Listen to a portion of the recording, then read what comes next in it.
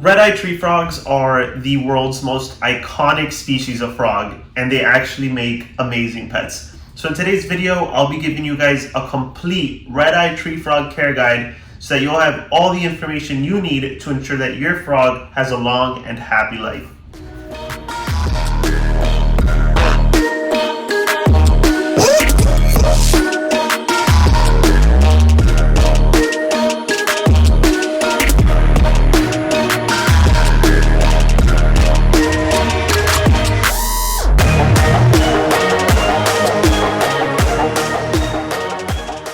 Welcome back to Ravishing Reptiles. If you are new here, my name is Alex. I make videos on all things reptile and amphibian. So if you're into that kind of stuff, please consider subscribing so that you don't miss anything. But with that out of the way, let's get into the care guide. So this video is going to be broken up into several categories. The first category we're going to talk about is the enclosure. So of course, before you consider bringing a new animal home, you want to make sure that you have the room for it. So the good news here is that red-eyed tree frogs do not take up a lot of space, at least compared to some other animals. So for babies, you're going to want to keep them in at least a 12 by 12 by 18. So 12 inches wide, 12 inches deep, and at least 18 inches tall. That is what I would recommend for a baby. As adults, you're going to want to give them a minimum of 24 inches. These are an arboreal species. Well, they're not fully arboreal. They kind of hang out in leaves and stuff, but still, they do enjoy climbing, so you want to make sure that you give them that opportunity. So for adults, I think the absolute minimum for 1 to 2 frogs is 18 by 18 by 24. So at least 2 feet of height. This is actually one of the rare species that you can cohab. They actually do better in groups. They will sleep together, hunt together. They get along perfectly fine. In a community setting. So if you're interested in a species that you can house more than one together, this is a good option for you guys. Males do get a little bit smaller than females. These frogs in general are pretty small. Males will grow to about 2 inches, while females will max out at around 3 inches. I personally keep mine in a 3 by 2 by 2. So I went overboard. I give them 3 feet of width, 2 feet of depth, and then I'm still giving them that minimum 2 feet of height. The reason I gave them that much room is just because they are a very active species, and the more room you give them, the more room they'll use. So that's what I'm rocking with. So as far as things to put in the actual enclosure, you're going to want to make sure that they have places to hide. So something like sticks, large plants, anything they can really hide and feel safe around. And of course, things to climb. So I have a really big log that they like to climb. They climb the side of it. They climb the side of the actual enclosure, the plants and stuff. I'm probably going to add more things to it. But for now, it works perfectly fine. So just make sure that they have things to hide under and places to climb. The next category we'll be going over now is temperature and humidity. So whenever you have an animal, you kind of want to mimic its natural, like where they're found in nature. And that's usually a good place to start. So these guys are found in the rainforest in South America. You're going to see them along streams, rivers, ponds, that sort of stuff. So as far as temperature goes, these guys do well with a daytime temperature between 75 and 84 degrees. Personally, I keep mine during the day between 77 and 81. So just, it fits in there, so that's fine. You always want to make sure that you give them a thermal gradient. So basically you want to have different temperatures within the same enclosure. So that way they can regulate their own body heat. So if they're feeling cold, maybe they can go up closer to the heat to warm up, or if it's too hot, they have somewhere to retreat. That's super important for no matter what animal you keep. My heating is at the top, so if they ever want more heat, they can always climb up there, and if they ever want to cool off, they can go down.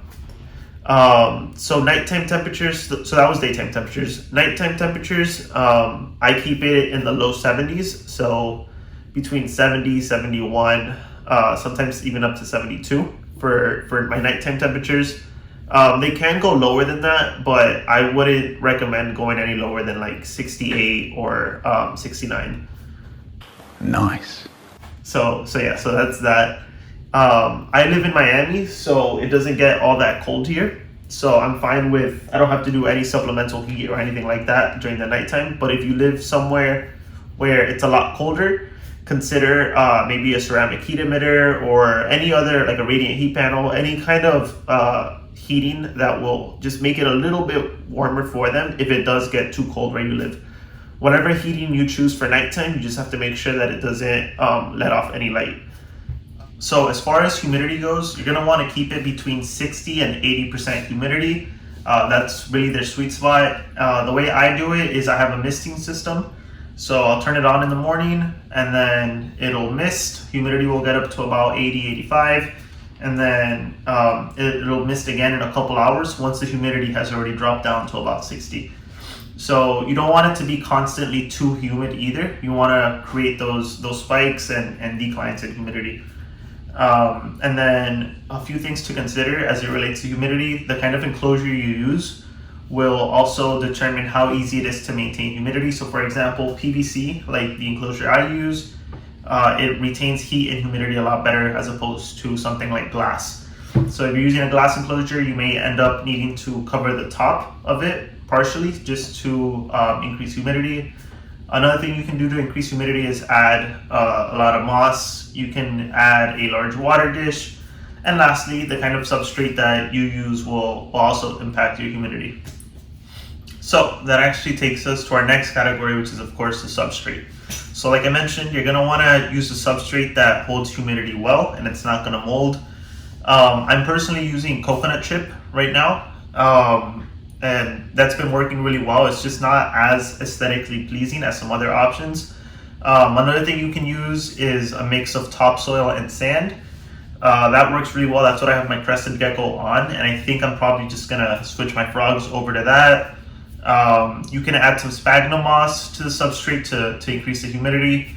And then you can add a cleanup crew of isopods and springtails. So that'll pretty much just help break down any waste that the frogs may produce and also eat any mold that may grow. So that's also super useful. And another thing that I recently learned is that frogs can actually get kind of stressed out if the substrate sticks to them. So like dirt and stuff, like it sticks on them very easily. So something that I'm doing is I added a bunch of leaves to the enclosure. So now they're not stepping directly on the substrate. So as far as lighting goes, you're gonna wanna provide them with enough light during the day to provide a day and night cycle. So generally just keep a light on for 12 hours and off for 12 hours. This will help let them know that it's, it's daytime, it's nighttime. Am I active? Am I not? Should I be hunting? Like, what should I be doing? Red-eyed tree frogs are nocturnal, so they are more active at night. I recommend, unless you're a late owl, then that's fine. But if you're not, then I recommend installing like a camera or something, and you can just see everything they do at night because it really is entertaining. For lighting, you also need UVB. This will pretty much help them absorb calcium through their bodies.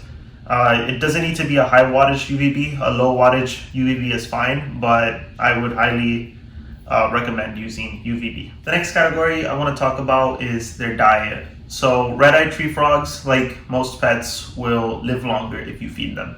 So they're primarily insectivores. In the wild, they'll eat things like grasshoppers, crickets, moths, flies, and sometimes even smaller frogs.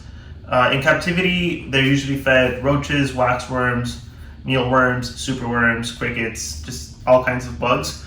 But red-eyed tree frogs kind of have a reputation for being picky towards crickets. They tend to just like crickets a lot more than anything else. That's certainly the case with my frogs, and that's what I've heard from other people as well. Whatever item you are feeding them, just make sure that it's no bigger than the width between their eyes. So if it's too big, they could get impacted or something, or choke. Whatever you feed them, you also want to make sure that you're gut loading and dusting with calcium. Juveniles should be fed daily, and adults can be fed every 2 to 3 days. Obviously, like I said, they're active at night, so that's when you want to feed them. You can tongue feed them if you want. You can just throw the animals in the enclosure. Personally, I use a dish. This is for a couple reasons. One, it makes it so that the crickets don't jump out and hide and make it impossible for the frogs to find them. And also, I don't want my frogs to accidentally ingest substrate while they're eating. So that's why I use a dish. And then as far as water goes, you're going to want to have a shallow dish. They're not particularly great swimmers, so they don't like swimming, so just keep it shallow just to avoid any problems.